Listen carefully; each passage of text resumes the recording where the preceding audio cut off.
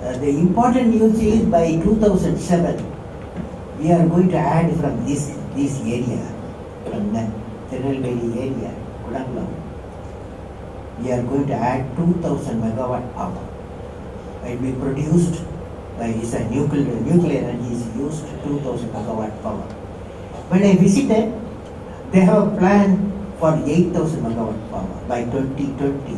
And one of the when they make 2000 to 8000 megawatt power, then they are going to make is a nuclear power park.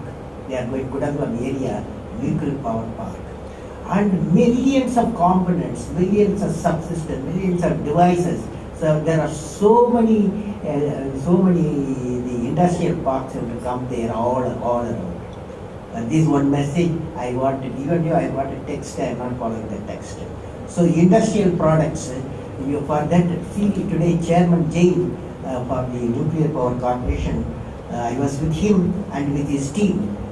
So he visualizes by 2020 is one of the largest plants in India with 6,000 to 8,000 megawatt power generated.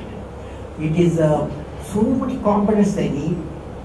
Naturally, the industrial, all around the industrial sector has to come in.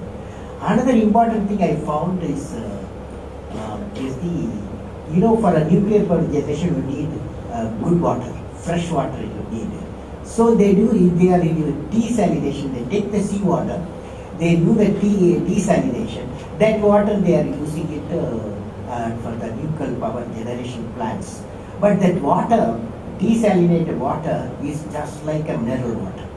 And it's going to cost liter 4 to 5 paise. It's very, very cheap. So another big industrial complex is going to come in that area for the desalination, because today water is a major resource, and we have to only, apart from good rain sometimes we get, and most of the time we have to depend on all the seacoast region where we have to have that desalination process. And this is one good success story is coming out in Nellai, that is the Koodankulam for the nuclear power program. This is one point I would like to tell you. But then I have visited that area where the windmills are there. Windmills are big business. And I was told the nuclear power program next year onwards, they have got a plan to generate 50 megawatt power in their campus system they are going to make. And already one of the largest complex of windmill in this district is famous for it. So I can see there are many opportunities. You have to capture the opportunities and ensure that finally people benefit, not few individuals benefit.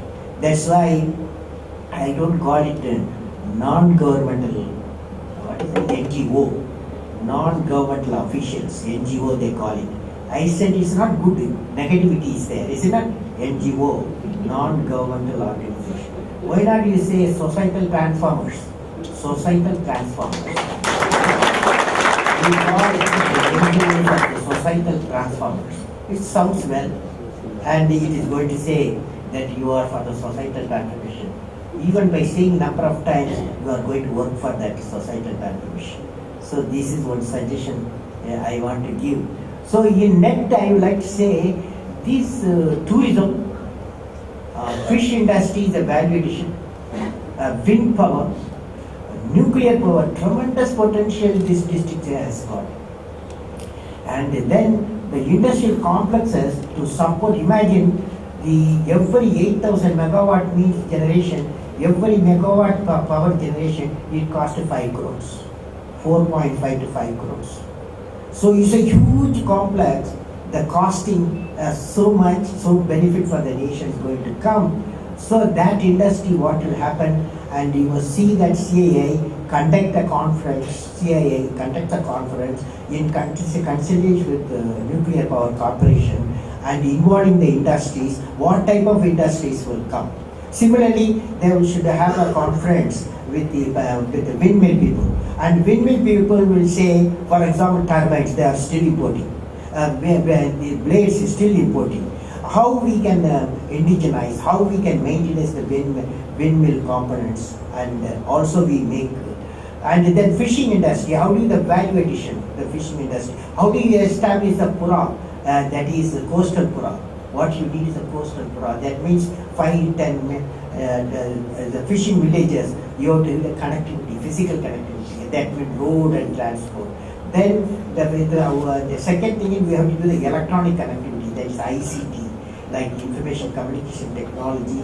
You can use for telemedicine, tele-education, e-governance, and the fourth area, knowledge connectivity. Knowledge connectivity means you give the core competence to the people.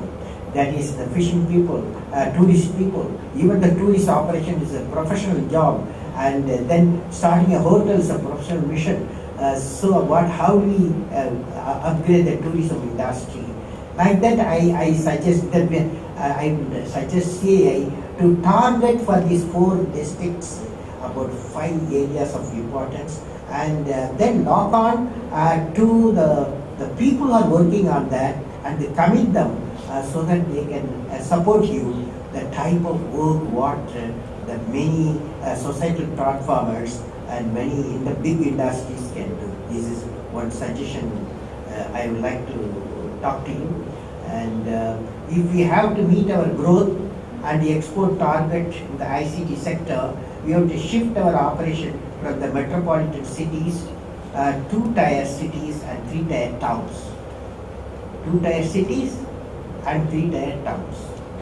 And presently number of people working in the IT industry is about 1.3 million.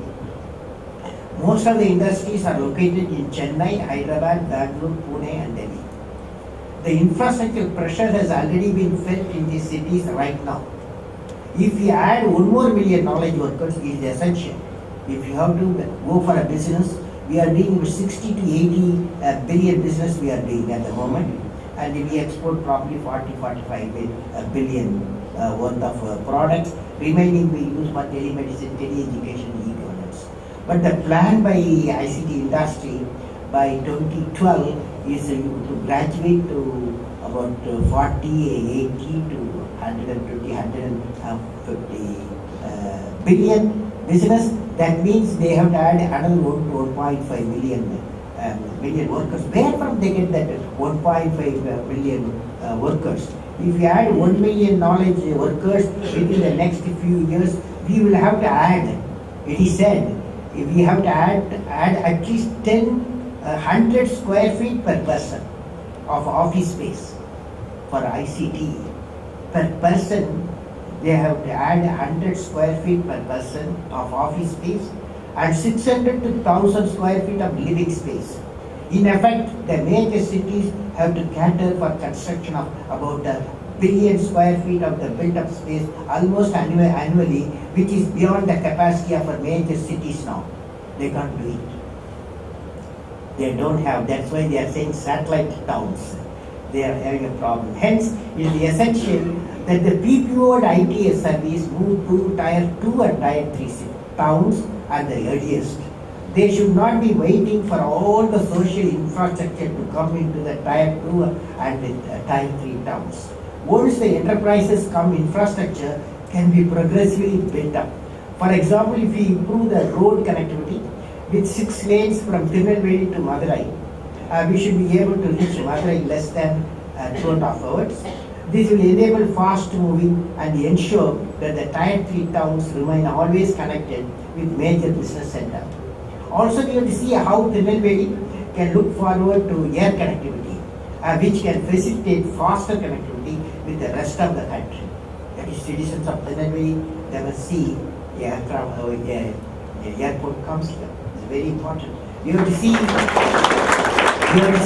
how we can enable Koodankulam to handle the comfort of tourists through a number of interconnected actions, including accessibility, lodging, restaurant, marketing, medical facilities, promotion, further tourist attraction nearby, further encouragement of specialties of the district, including the, I saw that, Patamadi, Pai, the Pai Batheko, Arulmalar Patranga.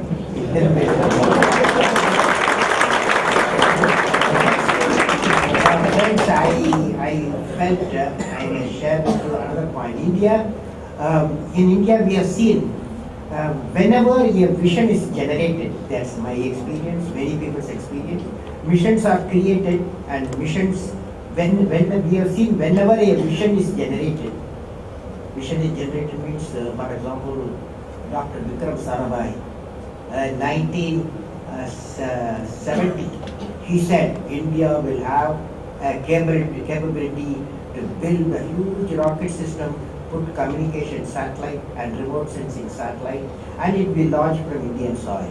Just one statement he gave. Today, India has the capability of building any type of rocket system, any type of spacecraft, and it can be launched around and from that time. Similarly, in 1955-60 period, the two souls, that is C. Subramanian, that is finance minister at that time, and then the MS Dr. Swaminathan, they decided that otherwise our Prime Minister used to go to various foreign countries for asking for food in 1950s and 60s. They decided we must become self-sufficient.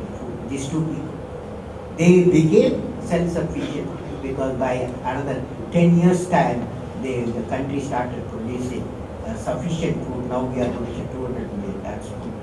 Same thing happened with the industries, with the IT, information technology. Few young people, but dozen young people in 1980s, they decided we will make IT industry, competitive IT industry.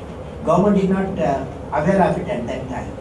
When they started, business started, and they started selling software products, then government woke up.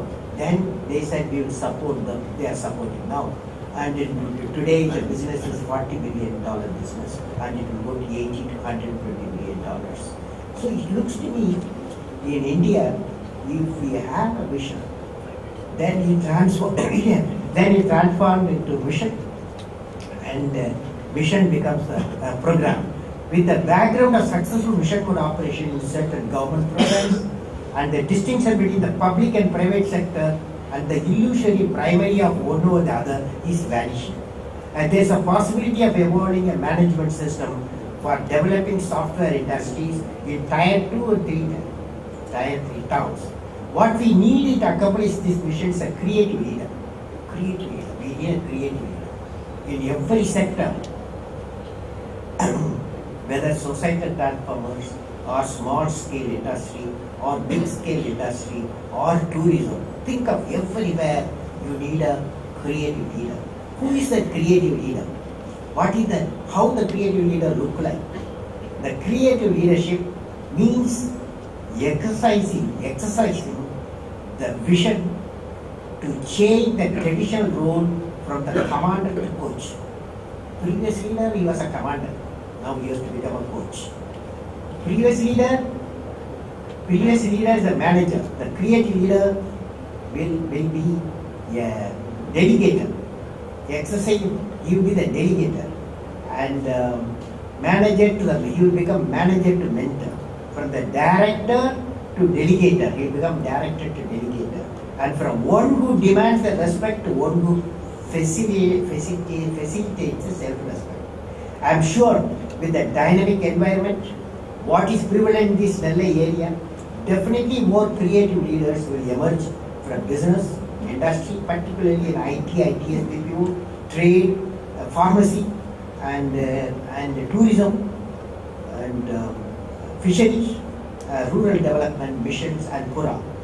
And I am very happy to inaugurate this seminar on transforming India through tier 3 towns, and my best wishes to all the participants for success in their mission of shaping growth and nurture development of PPOs and ITS enabled services in Tirunelveli, Kanyakumari, Ramanapuram, Tuticorin and districts. I saw Bhimapuram. Bhimapuram is the Andhra Pradesh near Vijayawada. There is a program called Satyam started, a Bairaj Foundation, a PPO industry they have started there. Now, normally the rural people migrate to the urban area. Reverse is taking place from Hyderabad to Bhimapuram, people are moving. So that situation, Nellai people should dream,